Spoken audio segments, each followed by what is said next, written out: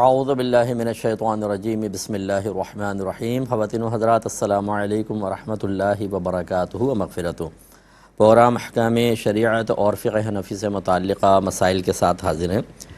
ایک اور پھر کویسچن یہ تھا، خاتون نے کہا کہ آج کل ہمارے ہاں خواتین کا درس و تدریس درس و تفسیر کا بڑا زور ہے، تو کیا عورتیں اس طرح تفسیر بیان کر سکتی ہیں؟ پہلی چیز تو اس کا جواب یہ ہے کہ اگر تو وہ اپنے پاس سے کچھ نہیں کہتی، اگر پہلے یہ کر لیں کہ عالمہ ہیں اور باقاعدہ انہوں نے تفسیر پڑھی ہوئی ہے تو پھر تو بالکل کر سکتی ہیں، اور اگر غیر عالمہ ہیں اور اپنے پاس سے کوئی تشریح توضیح بیان نہیں کرتی، جیسا علماء کی تفسیر لکھی ہے ویسی بیان کر دیں تو بھی اس کی گنجائش نکلے گی۔ اور تیسری صورت یہ ہوتی ہے کہ غیر عالمہ ہیں، وہ تفسیر کسی کے بھی بیان کر رہی ہیں لیکن اپنے پاس سے بھی نکات نکال کر بیان کر رہی ہیں، تو ایسے تفسیر بیان کرنا گناہ ہوتا ہے، اور ان کی تفسیر بیان کروانا، گھر میں درس رکھنا بھی منع ہوگا، اور ہرگز نہ سنیں، کیونکہ کوئی غیر عالم اپنے پاس سے قرآن میں کچھ کہے تو بہت زیادہ غلطی کے امکانات ہیں، اور یہ شرعی لحاظ سے ممنوع ہوتا ہے۔ پھر انہوں نے کہا کہ ایسے ہی ایک درس میں خاتون نے کہا کہ ہمارے ہاں یعنی شریعت میں قضا کا کوئی تصور نہیں، جو آپ نے نمازیں نہ پڑھیں وہ بعد میں نہ پڑھی جائیں۔ یہ بالکل غلط کہا، کیوں نہیں ہے ہمارے مذہب میں قضا کا تصور؟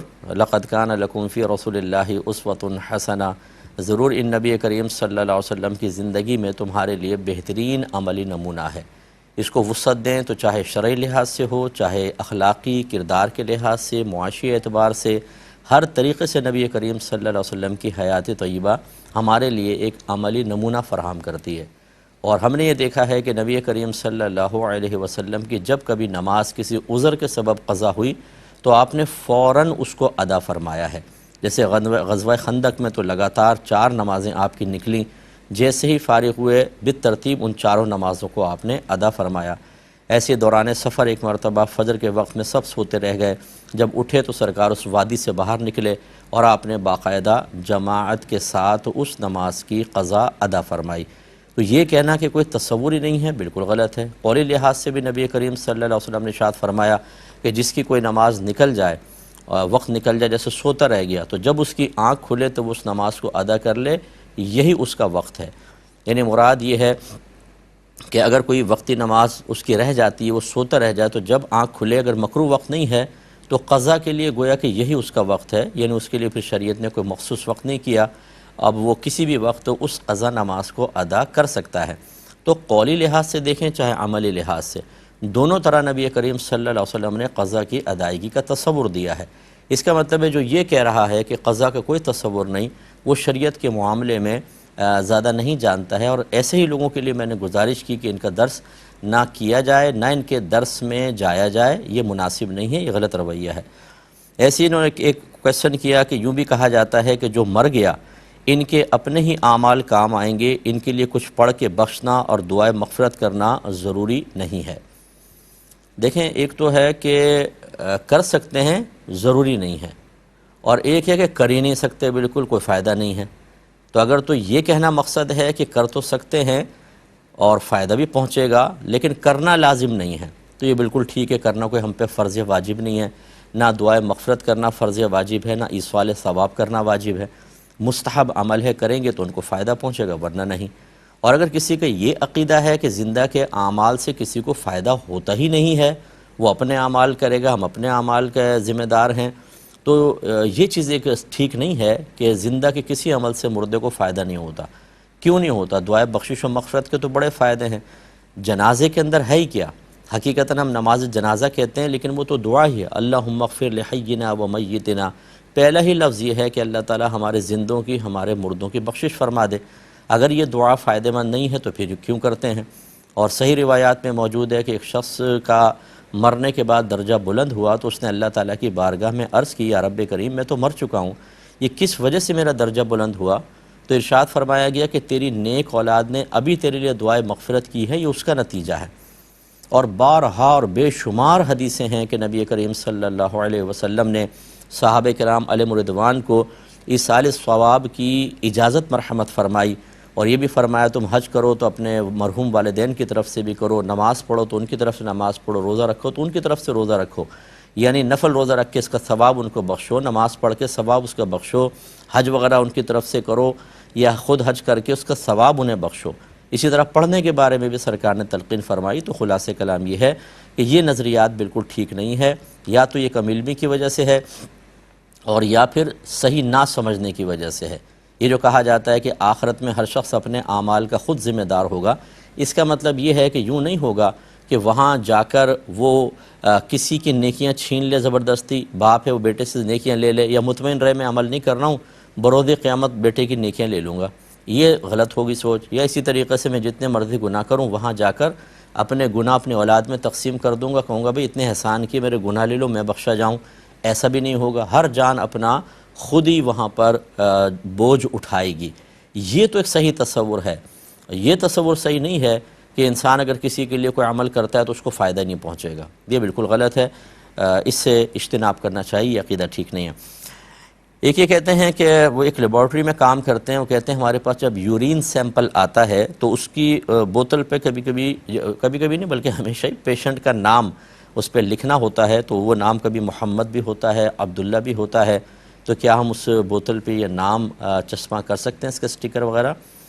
تو یہ بالکل جائز نہیں، بہت بڑی بے ادبی ہوگی کہ پیشاب والی بوتل کے اوپر نبی کریم صلی اللہ علیہ وسلم کا نام اقدس لکھا جائے۔ اگرچہ اس وقت یہ نبی کا نام نہیں، ہم کسی شخص کا نام رکھے ہوئے ہیں، لیکن بہرحال اس نسبت سے ہی تو رکھا ہے، اور ایسی عبداللہ، یہ بالکل غلط ہوگا۔ اس قسم کے جو ہیں اس کے لیے کوڈ ورڈز آپ وضع کریں، ایسا کوئی جیسے آپ نے رپورٹ تو بناتے ہیں کمپیوٹر میں ہوتی ہے کون آیا، اس کا ایک نمبر لے لیں کہ اس پیشنٹ کا یہ 24 نمبر ہے، وہ وہاں پہ نمبر چسپا کر دیں کہ جب سیمپل آپ کے پاس آتا ہے تو 24 دیکھ کر آپ کمپیوٹر سے اس کو میچ کر سکتے ہیں، لیکن اس طرح نام لکھنا شرعاً جائز نہیں ہوگا۔ یہ کہتی ہیں کہ ایک خاتون نے یہ مجھے میل کی، وہ کہتی ہیں کہ مفتی صاحب ہم آپ کے بھی مسائل سنتے ہیں، پھر ہم کسی اور جگہ پہ بعینی ہی وہی مسئلہ سنتے ہیں تو وہ مسئلہ نہیں ہوتا جو آپ نے بیان کیا، یعنی وہ الگ مسئلہ بیان کرتے ہیں، آپ ایک الگ مسئلہ، بعض صورتوں میں اس میں ٹکراؤ ہوتا ہے، تو پھر اب ہم کیا کریں؟ دیکھیں بہن، پہلے تو ایک بات اچھی طرح یاد رکھیں کہ مسائل میں اختلاف پاسبل ہے، وہ اس طریقے سے کہ جو پہلے کے منقول مسائل ہوتے ہیں اس میں تو بہت ہی کم ہوتا ہے، لیکن جدید مسائل کے اندر آراء مختلف ہو سکتی ہیں۔ ایک موجودہ دور کے تقاضے کے مطابق کسی مسائل کا حل اپنی سوچ اور فکر کے مطابق دیتا ہے، دوسرا اپنی سوچ اور فکر کے مطابق دیتا ہے۔ دونوں کا جو ذریعہ ہے، سورسز ہیں علم حاصل کرنے کے، وہی ہیں قرآن حدیث۔ اگر فقہ حنفی سے تعلق ہے تو وہی امام اعظم کے قول یا صاحبین کا قول ہوتا ہے، لیکن موجودہ دور کے تقاضے کے اعتبار سے بعض اوقات مسائل تبدیل ہو جاتے ہیں۔ بعض لوگ انہی مسائل کو اختیار کرتے ہیں جو لکھے ہوئے ہیں، اور بعض لوگ ان مسائل کو اختیار کرتے ہیں جو تغیر زمانہ کے اعتبار سے، لوگوں کی عادات و اطوار کے اعتبار سے ان کے گمان کے مطابق اب تبدیل ہو چکے ہیں، تو وہ تبدیلی کے ساتھ ذکر کرتے ہیں۔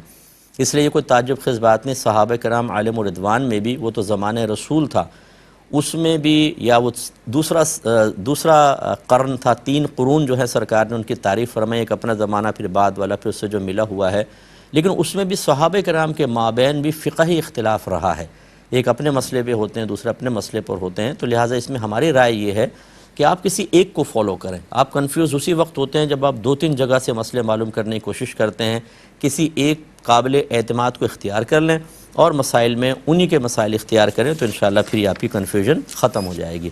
ایک کالر ہمارے ساتھ ہیں، السلام علیکم۔ وعلیکم السلام جی مفتی صاحب، سوال یہ ہے کہ جی سر کے بال جو کنگھی سے اترتے ہیں عورتوں کے، وہ جو گلی میں پھیری والے آتے ہیں ان کو دینا جائز ہے کہ نہیں؟ ٹھیک ہے، جو اور پیسے دیتے ہیں جی اور دوسرا یہ کہ برتن دھونے والے اگر رات کے دن تک پڑے رہے تو کہتے ہیں کہ شیطان ان میں منہ ڈالتا ہے، یہ ٹھیک ہے یا نہیں؟ ٹھیک ہے، اور قربانی کا گوشت جو رشتہ دار بیچتے ہیں وہ محرم کے بعد تک استعمال کرنا جائز ہے یا نہیں؟ ٹھیک ہے، اور میں عرض کرتا ہوں انشاءاللہ۔ ایک اور کالر ہیں، السلام علیکم۔ السلام علیکم۔ سوال بھی تھا جی فرمائیے، آپ ابھی پہلا کوشچن کریں، آپ اب مجھ سے آپ بات کر رہی ہیں، ٹھیک ہے، آن ایئر ہیں آپ۔ اگر آنکھوں سے الرجی کے پانی نکلنے سے صرف پلکیں بھیگ جائیں لیکن پانی باہر نہ نکلے تو اس پاکی ناپاکی اور وضو ٹوٹنے کا کیا حکم ہوگا؟ یہ کیا پانی کون سا نکلا، بیماری کی وجہ سے یا ویسے ہی؟ الرجی کی وجہ سے۔ اچھا ٹھیک ہے، اور سے پلکیں بھیگ جائیں اور پانی باہر نہ نکلے تو اس پانی کی پاکی ناپاکی اور وضو ٹوٹنے کا کیا حکم ہوگا؟ جی اور بولیں. جزاک اللہ خیر. میں بتاتا ہوں. یہ لے لیتے ہیں، یہ کہتی ہیں کہ یہ سر کے بال جو عورتوں کے اترتے ہیں یا بہت ہی بڑے ہو جاتے ہیں کٹوا لیتی ہیں، تو بعض اوقات یہ پھیری والے آتے ہیں گلیوں میں، ان کو یہ بال دینا کیسا ہے؟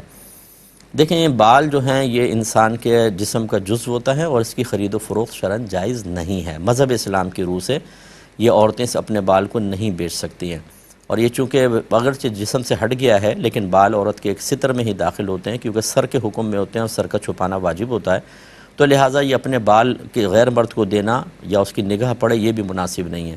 اس لیے عورتوں کو کہا ہے کہ جو سر کے بال اترتے ہیں انہیں لپیٹ کر کسی ایسی جگہ ڈالیں کہ جہاں پر مردوں کی نگاہ نہ پڑے، دبا دیں، یا کم از کم ایسی جگہ کہ عام طور پہ نگاہ نہ پڑے.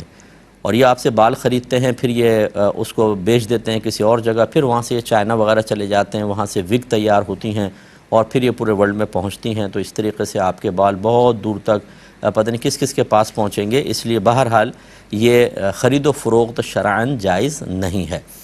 ایک اور کالر ہیں. السلام علیکم. وعلیکم السلام.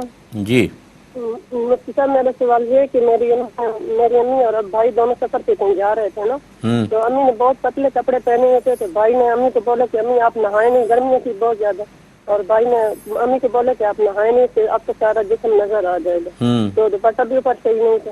تو بھائی نے امی کو مانا کہ امی نے پھر بھی گر کر کے نہا لیا. تو اڈے پہ تھے بہت زیادہ مر بھی تھے، اور بھائی نے پھر آ کر امی کو غصہ اسی سے تھپڑ مار دیا نا. تھپڑ مار دیا؟ امی بھی جی تھپڑ امی کو مار دی کہ آپ کے سارا جسم نظر آ رہے ہیں، میں نے آپ کو بولا تھا کہ آپ نہائے نہیں. تو اب امی بھی فوت ہو گئی. اب بھائی خود پریشان ہے، کہتا میں کیا کروں. چلیں میں عرض کرتا ہوں. ایک بریک پر جائیں گے، مختصر سا بریک ہوگا، ہمیں یقین آپ ہمارا انتظار کریں. بسم اللہ الرحمن الرحیم. ایک کویسچن یہ کیا گیا تھا کہ اگر صبح تک برتن نہ دھوئے جائیں تو سنا ہے کہ شیطان ان میں منہ ڈالتا ہے، کیا حکم شرع ہوگا؟ شیطان منہ کا مسئلہ نہیں ہے، لیکن بہرحال اس کو بے برکتی کا سبب تو ضرور لکھا ہے، اور ہو سکتا ہے کسی حدیث میں یہ الفاظ بھی آئے ہوں، تو وہ کسی بھی چیز کی قباحت کو بعض اوقات بیان کرنا مقصود ہوتا ہے تو اس طرح کے الفاظ سے اس کو تعبیر کرتے ہیں. لیکن بہرحال کوشش ہونی چاہیے کہ اگر کوئی تھکن وغیرہ نہیں ہے، کوئی صحیح شرعی عذر نہیں ہے تو رات میں ہی برتن دھو لیں. اور اگر جیسے بعض اوقات صبح ماسیاں آتی ہیں اور اس وجہ سے برتن چھوڑ دیے جاتے ہیں تو بہرحال اس کی گنجائش نکلے گی، لیکن جتنی جلدی دھو لیں اتنا ہی بہتر ہے. لیکن رات کو برتن چھوڑ دینا کہ صبح ماسی دھوئے گی کوئی گناہ نہیں ہے، یاد رکھیے. ایک انہوں نے کہا کہ اگر کوئی رشتہ دار قربانی کا گوشت بھیجیں تو کیا ہم محرم کے بعد تک بھی اس کو استعمال کر سکتے ہیں؟ بالکل کر سکتے ہیں، اس میں تو کوئی ممانعت ہی نہیں ہے.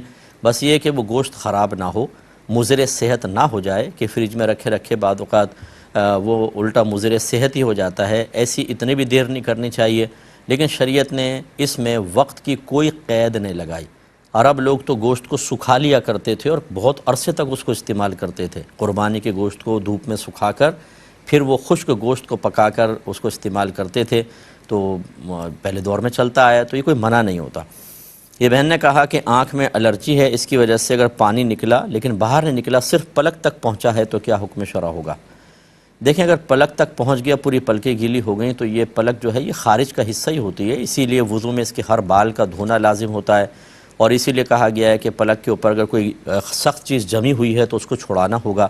اس لیے اگر اتنا پانی نکلا کہ پلکوں کے اوپر آ گیا ہے تو پھر اس کا مطلب وہ آنکھ سے باہر ہی آ گیا ہے، تو لہذا وضو کو توڑ دے گا، دوبارہ وضو کرنا ہوگا. اگر صرف آنکھ کے اندر رہتا نا، صرف وہ جیسے تری سی نظر آ رہی ہے لیکن آنکھ سے باہر نہیں آئی تو پھر گنجائش تھی، لیکن پلک پر آ گیا ہے تو ٹوٹ جائے گا. ایک انہوں نے کہا کہ والدہ اور بھائی سفر پہ جا رہے تھے تو والدہ نے تھوڑا باریک لباس پہنے ہوئے تھے، گرمی بہت زیادہ تھی، اس بنا پر تو بھائی نے منع کیا کہ آپ نہائیے گا نہیں ورنہ آپ کا جسم جو ہے وہ شاید نظر آئے گا پتلے کپڑوں میں. لیکن والدہ نہا لی تو بھائی غصے ہو گئے اور والدہ کو تھپڑ رسید کر دیا، اور پھر والدہ کا انتقال ہو گیا. اب بھائی پریشان ہے، کیا حکم شرع ہوگا؟ پہلی بات تو یہ ہے کہ کوئی گھر میں ناجائز امر دیکھیں، وہ چاہے والد میں ہو، والدہ میں ہو، کسی میں بھی ہو، بڑے کو بھی سمجھا سکتے ہیں اور چھوٹے کو بھی سمجھا سکتے ہیں. لیکن فرق یہ ہوگا کہ چھوٹے کو تھوڑا سختی سے سمجھا سکتے ہیں، لہجہ آپ سخت کر سکتے ہیں. لیکن جب ماں باپ کو سمجھائیں گے تو یاد رکھیں نرمی اور پیار اور محبت سے سمجھا سکتے ہیں، لہجے میں سختی تک جائز نہیں.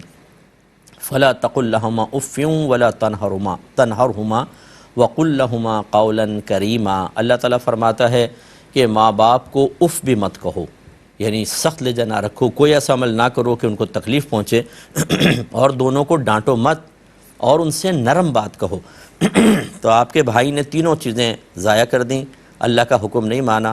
ایک طرف تو غصہ ہے کہ اللہ کی نافرمانی ہو رہی ہے، اس وجہ سے غصہ آیا، دوسری طرف خود نافرمانی میں مبتلا ہو رہے ہیں۔ یہ ہمیں سمجھ میں نہیں آتا کہ ہم کسی کو سمجھ رہے ہوتے ہیں وہ شیطان کے بہکائے میں آ رہا ہے، اور خود ہم شیطان کا کہنا مان کر اور یہ کام کر رہے ہوتے ہیں۔ لہٰذا وہ کہہ سکتے تھے والدہ کو، اگر نہ مانی تھی تو یہ کہہ سکتے تھے امی میں آپ کے ساتھ سفر پہ نہیں جا سکتا ہوں اس حالت میں، پیار محبت سے یوں منع کر سکتے تھے۔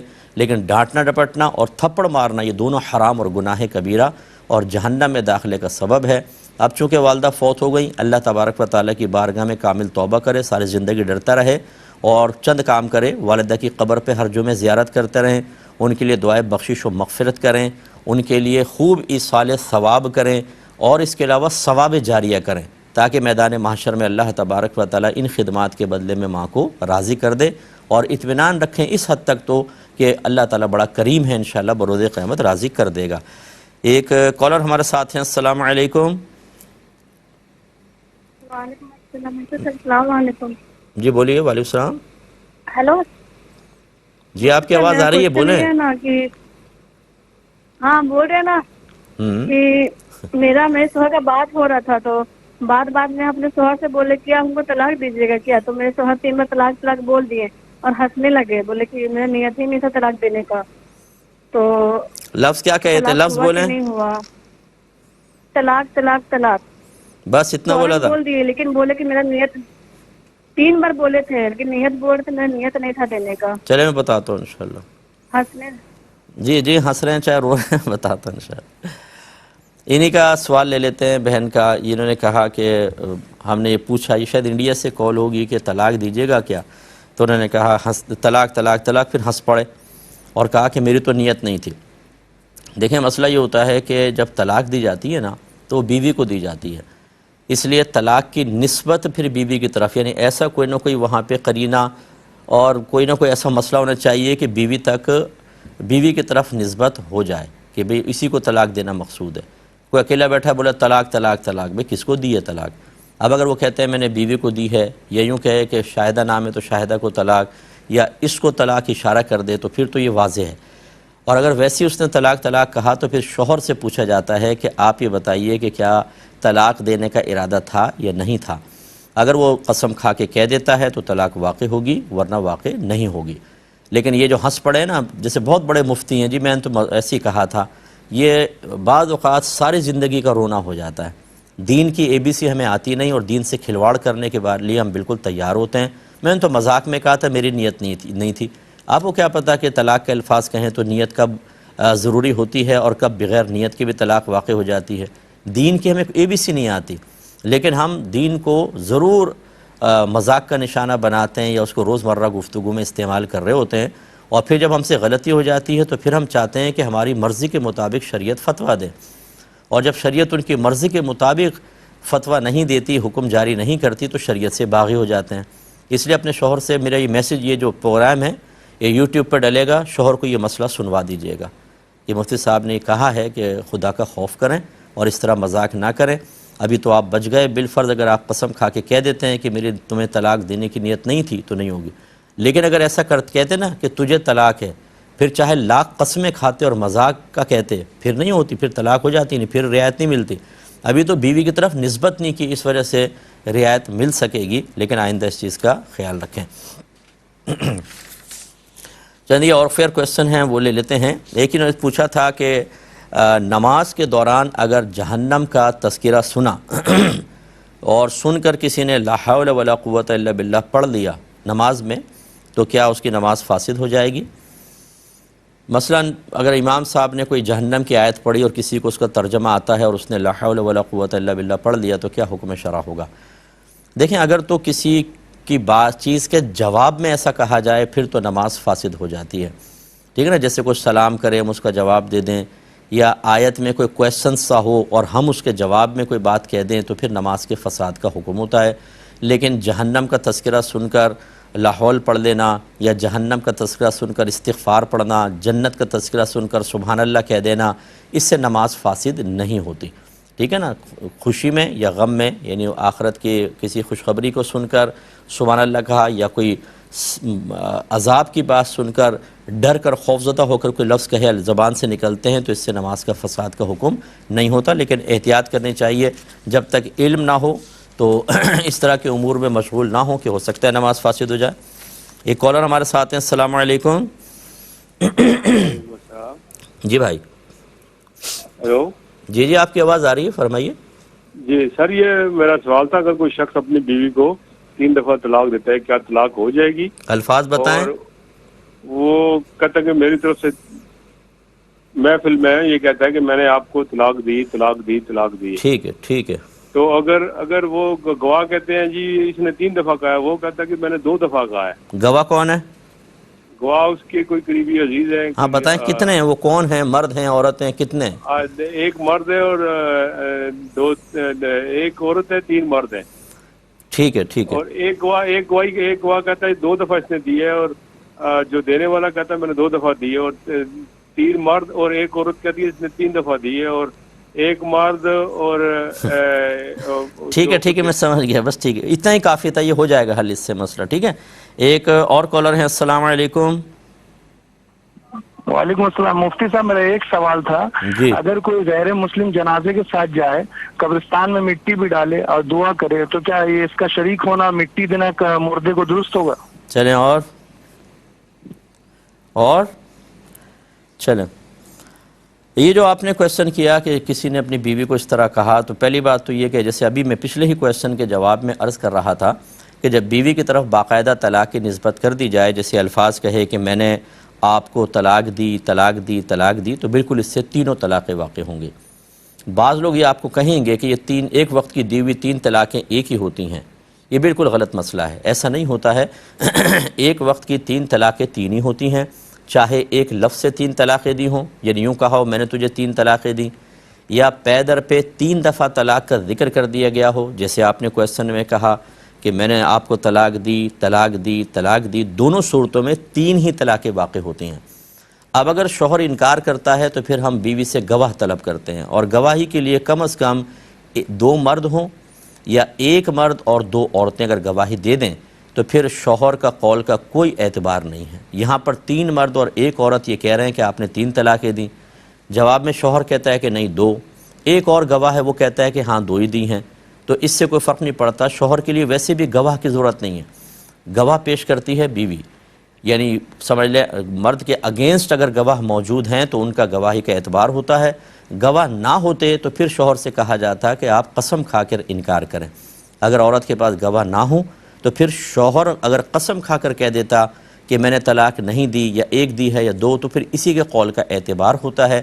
لیکن اگر اس کے اگینسٹ گواہ موجود ہیں، جیسے آپ نے بتایا 3 مرد 1 عورت، تو اب شوہر کچھ بھی کہہ رہا ہو اس کا اعتبار نہیں ہوگا، ان گواہوں کی گواہی کا اعتبار ہوگا، لہٰذا 3 ہی طلاقیں واقع ہوں گی۔ ایک مختصر سا بریک لیں گے، ہمیں یقین آپ ہمارے ساتھ ہی رہیں گے۔ بسم اللہ الرحمن الرحیم۔ بھائی نے کویسچن کیا کہ اگر مسلمان کے جنازے میں کوئی غیر مسلم شرکت کرے اور دعا بھی مانگے ساتھ میں اور پھر مٹی بھی ڈالے تو کیا حکم شرع ہوگا؟ دیکھیں اس میں کوئی میت کے اوپر کوئی برا اثر مرتب نہیں ہوگا، لیکن اگر غیر مسلم کا جنازہ ہوتا تو میں نے آپ کو سمجھایا تھا کہ وقتی طور پر بوقت ضرورت صرف تھوڑا سا جا کے تعزیت کر لینا ایک الگ چیز ہوتی ہے، وہ حکم علیحدہ ہوگا، لیکن جنازے میں شرکت نہ کریں، کیونکہ جب غیر مسلم مر جاتا ہے تو پھر تو وہ مستقل لعنت کا مستحق ہو جاتا ہے اور لعنتیں برستی ہیں۔ زندگی میں بھی وہ مطلب ایسی حالت میں ہوتا ہے، لیکن بہرحال چانس ہوتا ہے کہ وہ کلمہ پڑھ کے مسلمان ہو سکتا ہے، لیکن جب اس کا انتقال ہو جائے تو پھر تو جنازے کا حکم بہت سخت ہے۔ لیکن مسلم کے جنازے پر اللہ کی رحمتیں نازل ہو رہی ہوتی ہیں، دیگر مسلمان دعائے بخشش و مغفرت کر رہے ہوتے ہیں، یہ بھی باعث نزول رحمت ہوتا ہے۔ ایسے میں کسی غیر مسلم کا شریک ہو جانے سے اس پہ کوئی فرق نہیں پڑے گا، اور دعا تو غیر مسلم بھی اللہ سے مانگ سکتا ہے، اگر وہ مانگ رہا ہے تو ہو سکتا ہے اس کی دعا بھی اللہ تعالیٰ قبول فرمائے۔ یہ نہیں ہے کہ غیر مسلم کی دعا ہی قبول نہیں ہوتی، اس کے حق میں ہو سکتا ہے، اور پھر مٹی ڈالنے سے بھی مسلم مردے پہ کوئی فرق نہیں پڑے گا۔ اور بعض اوقات ایسا ہوتا ہے کہ غیر مسلم کو آپ منع بھی نہیں کر سکتے، منع کریں گے تو اگر ایسے حالات ہوں کہ کسی غیر مسلم کو ساتھ رہنے سے منع کیا جائے اور اس کی وجہ سے اس کے دل میں نفرت بیٹھے یا ماحول وہاں کا خراب ہو تو پھر تو کوئی مسئلہ نہیں آنے دیں، کیونکہ آپ کا روکنا فتنے کا باعث بنے گا۔ لہذا امید ہے کہ آپ بات سمجھ گئے ہوں گے اور کر سکتے ہیں۔ کچھ یہ آفر کوسچنز میں لیتا ہوں۔ ایک یہ پوچھا تھا کہ ایک صاحب نے کہا کہ میں نے زرعی بینک سے قرضہ لیا اور میں امامت بھی کرواتا ہوں، تو کیا مفتی صاحب مجھے امامت جاری رکھنی چاہیے؟ غالباً کا کہنے کا مطلب یہ ہے کہ وعدہ سود پہ قرضہ لینے کی وجہ سے کیا میں امامت کا مستحق رہا یا نہیں رہا۔ دیکھیں اچھی طرح یاد رکھیں، اصل میں آپ اگر خود تقوی کے لحاظ سے چھوڑ دیں تو ایک الگ بات ہے، ورنہ اگر آپ نماز کو جاری رکھیں تو آپ کے پیچھے نماز تو لوگوں کی ہو جائے گی، یہ اس کا انکار نہیں ہے۔ اصل مسئلہ خود امام کا نہیں ہوتا، اصل مسئلہ ہوتا ہے مقتدیوں کا، کہ اگر وہ اس پر مطلع ہو جاتے ہیں کہ ایک شخص کسی بڑے گناہ میں مبتلا ہے تو پھر یہ ان کا جان لینا یقینی سی بات ہے کہ اس امام کے پیچھے نماز پڑھنے میں ان کو کراہت محسوس ہوگی اور کراہت پیدا کرے گا، اور یہ قلت جماعت کا سبب بن سکتا ہے کہ لوگ نفرت کی وجہ سے پھر نماز چھوڑ دیتے ہیں، اس امام کے پیچھے نہیں پڑھنی، تو جماعت قلیل ہو جاتی ہے۔ اس لیے کہا جاتا ہے کہ جس امام کی خطا ظاہر ہو جائے وہ بے اعلانیہ خطا اور مستقل بنیادوں پہ وہ کر رہا ہو تو پھر اس کو معزول کرنا چاہیے۔ ہاں کبھی اچانک کوئی ایک آدھ خطا بڑی ہو گئی اور ظاہر ہو گئی اور وہ اعلانیہ توبہ کرے اور آئندہ کے لیے اس خطا سے محفوظ رہے تو پھر تو گنجائش نکل سکتی ہے، لیکن اگر قوم بہرحال اس سے نفرت کر دے اور اظہار کر دے اور نہ پڑھے پیچھے نماز تو پھر امام کو چینج کرنا چاہیے۔ لیکن اگر آپ نے قرضہ لیا ہے اور کوئی کسی کو علم نہیں ہے تو پہلی بات تو یہ کہ لینا نہیں چاہیے تھا۔ ہمارا مشورہ ہے کہ فوراً سے پیشتر اس کو آپ ادا کر کے ختم کریں، اپنی امامت آپ جاری رکھ سکتے ہیں جب تک کہ آپ کا یہ معاملہ لوگوں کے سامنے منکشف نہ ہو جائے۔ ایک یہ کہتے ہیں کہ اگر کسی بچی کے پاس فارمیسی کا لائسنس ہو تو لڑکیاں چونکہ خود تو اس کو دکانیں وغیرہ فارمیسی وغیرہ نہیں چلا سکتی ہیں، تو کیا وہ کسی کو یہ لائسنس رینٹ پر دے سکتی ہیں، اور جو رینٹ آ رہا ہو وہ حلال ہے یا حرام؟ دیکھیں پہلے بھی ہم نے اس کا کئی دفعہ جواب دیا ہے، دوبارہ آیا تھا تو میں نے اس کو شامل پروگرام کر لیا کہ اس طرح کرنا شرعاً جائز نہیں ہے۔ جو بھی اپنی فارمیسی کسی اور کے لائسنس پہ چلائے گا لازم سی بات ہے وہ یہ ظاہر کرے گا کہ اس کی فارمیسی میں چلا رہا ہوں، یا اپنا کوئی لائسنس کر کے شو کرے گا، اور اس میں دھوکے اور جھوٹ کے امکانات ہیں، اور یہ انلیگل چیز ہے کہ کسی اور کے لائسنس پر آپ کام نہیں کر سکتے ہیں، اور یا رشوت دینی پڑے گی۔ لازم سی بات ہے کہ اگر اس پہ کوئی ریڈ پڑ جاتی ہے، کوئی آ کے انویسٹیگیشن وغیرہ ہوتی ہے تو رشوت دے کے منہ بند کرانا پڑے گا۔ تو جو اتنی خرابیوں کا سبب بنے کہ اس میں دھوکہ بھی ہے، جھوٹ بھی ہے اور رشوت کے بھی امکانات ہیں، تو یہ شرعاً جائز نہیں ہے، اور یہ اس کے تحت آئے گا کہ وَلَا تَعَاوَنُوا عَلَى الْإِثْمِ وَالْعُدْوَانِ، کہ گناہ اور زیادتی کے کاموں میں باہم تعاون مت کرو۔ اور شرعی لحاظ سے اس طرح کے لائسنس کو کرائے پر دے کر اس سے رینٹ لینا، اس کا کوئی شرعی تصور نہیں ہے۔ جو یعنی کرائے پہ چیز لینے دینے کا ایک شرعی تصور ہے، اس کے دائرے میں یہ چیز نہیں آتی۔ لہٰذا جو کچھ اگر اس کو رینٹ پہ دے کر لیا ہے تو اتنا ہی پیسہ اللہ کے راہ میں بغیر ثواب کی نیت کے صدقہ کریں، اور آئندہ یہ کا معاملہ نہ کیا جائے، اپنا لائسنس واپس لے لیں۔ ایک یہ پوچھا تھا کہ کسی نے کہا کہ میری زوجہ کو جو حیض آتا ہے نارملی 8 دن کا ہوتا ہے، لیکن کبھی ایسا ہوتا ہے کہ 6 یا 7 دن کا ہو جاتا ہے، تو کیا حکم شرع ہوگا؟ دیکھیں پہلے ایک بات سمجھ لیں کہ سسٹرز کے حیض کی کم از کم مدت 3 دن ہے، کہ 3 دن لگاتار آئے گا تو حیض شمار ہوگا، 1-2 دن آ کر بند ہو گیا پھر بالکل نہیں آیا تو یہ حیض نہیں ہے۔ کم از کم 3 دن اور زیادہ سے زیادہ 10 روز ہوتا ہے، اس کے درمیان جتنا آئے گا وہ حیض ہے۔ پھر اگر کوئی ایک مخصوص عادت ہے، یہ جو 6 دن ہی آتا ہے 8 دن، تو ہم کہیں گے یہ عورت کی عادت ہے، یعنی وہ عادت کے دن کہلائیں گے۔ ایک دفعہ بھی جیسے فرسٹ ٹائم آیا 8 دن کا تو ہم کہیں گے یہ عورت کی عادت 8 دن کی ہے۔ اب اگر لگاتار 8 دن آ رہا ہے تو ہم کہیں گے عادت پر قائم ہے۔ لیکن اگر فرض کر لیں اگلی دفعہ 9 دن کا آ گیا، 8 دن ہوئے، عورت نے سوچا میں شاید پاک ہو جاؤں گی، لیکن 9ویں دن پھر آ گیا، تو ہم کہیں گے عادت بدل گئی، پھر وہ ہو جائے گا۔ کبھی کم بھی ہو جاتا ہے، جیسے مثال کے طور پر 8 دن کا ذہن میں تھا، 6 دن آ کر خون بند ہو گیا اور پورا دن بغیر حیض کے گزر گیا، پورا دن 1 دن اور 1 رات پورا گزر گیا اور حیض نہیں آیا، تو ہم کہیں گے عادت بدل گئی، اب یہ 8 سے 6 دن کی عادت ہو گئی۔ لہذا عورت کو چاہیے غسل کرے، جب پورا دن گزر جائے غسل کرے اور نماز سٹارٹ کر لے، بلکہ جو دن گزرا ہے سمجھ لیں وہ بھی پاکی کا تھا، اس کی نمازیں بھی وہ قضا کرے گی۔ لیکن چونکہ اس کو گمان تھا کہ 8 میری عادت کے دن ہے، اس لیے 6 7ویں روز اگر اس نے 6 روز نماز نہیں پڑھی، 1 دن چھوڑ دیا، تو اس میں گناہگار نہیں ہوگی، لیکن بہرحال اس کی قضا ادا کرنی ہوگی۔ تو خلاصہ کلام یہ ہے کہ اگر اس طرح دن چینج ہوتے رہتے ہیں تو یہ لکھا ہے فقہا نے کہ جو لاسٹ منتھ میں جو تھا جتنے دن، اگلے منتھ اتنا سمجھ لے وہ اس کی عادت شمار ہوگی۔ مثال کے طور پہ کسی کی عادت قائم نہیں ہے، 6 دن آیا، اگلے مہینے 7 دن، پھر اس سے اگلے مہینے 5 دن آ کے بند ہو گیا، پھر اس سے اگلے دن 9 دن آیا، تو اب اگلے مہینے میں وہ کس چیز کا حساب کرے گی، کون سا؟ تو بس جو پچھلے مہینے تھا اس کا، یعنی پچھلے مہینے اگر 9 دن آ کے بند ہوا تو ذہن میں رکھے کہ 9 دن، لیکن فرض کر لیں کہ اب بیچ میں اس سے اگلے مہینے 6 دن آ کر پورا دن اس کے بعد بغیر حیض کے گزر گیا تو سمجھ لیں عادت بدل گئی، پھر وہ غسل کرے اور نمازیں سٹارٹ کر لیں۔ لیکن یہ اس میں اور بھی مسائل ہوتے ہیں، میں گزارش کرتا ہوں اپنی بہنوں سے، میری کتاب ہے طہارت کے مسائل، یہ کہیں سے یہ کتاب آپ لے لیں، یہ بیسٹ بک ہے، تمام پاکی ناپاکی صفائی وغیرہ سے متعلق ایک بہت اچھی کتاب ہے، آپ اس کو لیں اور گھر میں رکھیں اور ہماری بہنیں مطالعہ کریں۔ ہماری خرابی کیا ہوتی ہے ہماری سسٹرز کی کہ یہ حیض کے مسائل نہ تو کسی عالمہ سے سیکھتے ہیں اور نہ کسی اچھی دینی کتاب کو پڑھ کر، بلکہ کون سکھاتا ہے؟ امی، خالہ، دادی، نانی، بڑی بہنیں یا سہیلیاں، ان سے حیض کے مسائل جمع ہو جاتے ہیں، اور یہ سب کے سب جو ہیں مسائل کے معاملے میں بعض اوقات ناقص اور ادھورے ہوتے ہیں، اور وہی بچے سیکھ رہے ہوتے ہیں۔ تو مجھے حیرت ہوتی ہے کہ بعض بہنیں ایج کتنی ہے جی 40، اور حیض کا بالکل بنیادی کویسچن کر رہی ہوتی ہیں۔ اس کا مطلب ہے کہ جو مسائل آپ کو 9 سال کی عمر سے پہلے سیکھ لینے چاہیے تھے، آپ 40ویں سال تک بھی نہ سیکھ سکیں، اس لیے پھر گناہ گار ہوں گے، یاد رکھیں۔ تو آپ وہ کتاب لے لیں تو بہت آپ کو انشاءاللہ فائدہ ہوگا۔ ایک بھائی نے کہا کہ یہ جو میک اپ کا سامان ہوتا ہے، اس طرح اسکن کیئر کی جو پروڈکٹس ہوتی ہیں اس میں گلیسرین ہوتی ہے، تو ہمیں نہیں پتہ کہ یہ پلانٹ بیس ہے یا اینیمل بیس ہے، کیا حکم شرع ہوگا؟ یعنی اس کو درختوں اور پودوں سے حاصل کیا گیا ہے یا اینیمل سے حاصل کیا ہے، تو کیا حکم شرع ہوگا، کیا ہم اس کو استعمال کر سکتے ہیں؟ دیکھیں، جب تک آپ کو نہیں پتہ کہ اس کے اجزاء ترکیبی کیا ہیں تو آپ کے لیے اس کو استعمال کرنا بالکل طیب اور جائز ہے۔